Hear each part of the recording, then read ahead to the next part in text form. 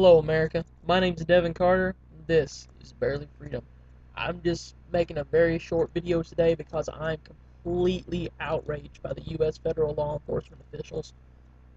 Today they have released the name and the age and the state of residence of the individual who created the Innocence of Muslims. If you don't know what the Innocence of Muslims is, it's a anti-Islamic video that there's been a lot of riots that are supposedly because of this video. You know, Muslims have been offended because it portrays the Prophet Muhammad very unfavorably. The entire video is based around Muhammad and shows him doing a lot of very, um, what would be considered very hypocritical acts if you are a Muslim. And I'm just going to say this as best I can.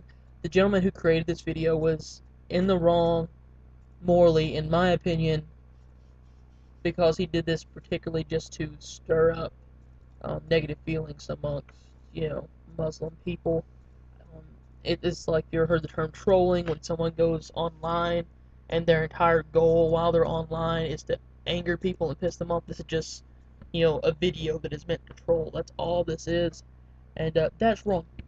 But being an American citizen, and with one of our highest held values being the freedom of free speech, the freedom to express your opinion as long as you do not violate someone else's ability to do so or cause physical harm to a person, um, that's he had the right to do this. I mean, your First Amendment right isn't there to protect those you agree with; it's there to protect those you disagree with. And that that that's he was perfectly right in making this video as far as his legal ability to do something. Even though I disagree with him, the First Amendment right protects his ability to do so. But now, U.S. Law enforcement officials have released a lot of his personal information, even though he went to some degree of lengths to protect his own anonymity, and that's just it angers me in so many ways. I mean, it's a violation of the First Amendment. Is what this is. While Congress did not pass a law, either denying or abridging his free speech, the essence of why that amendment was in there was that the federal government should not be doing anything to violate someone's free speech.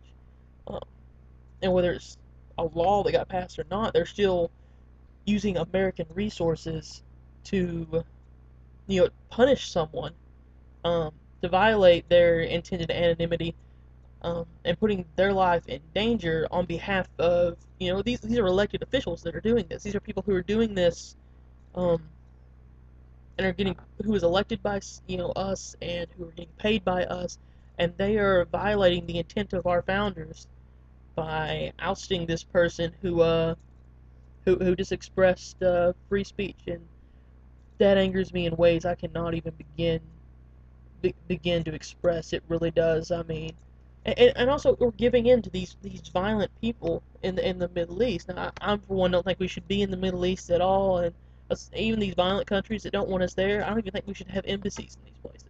If we are so vastly unwelcome, we should just leave. We should cut off all financial aid, and we should just have nothing to do with these places.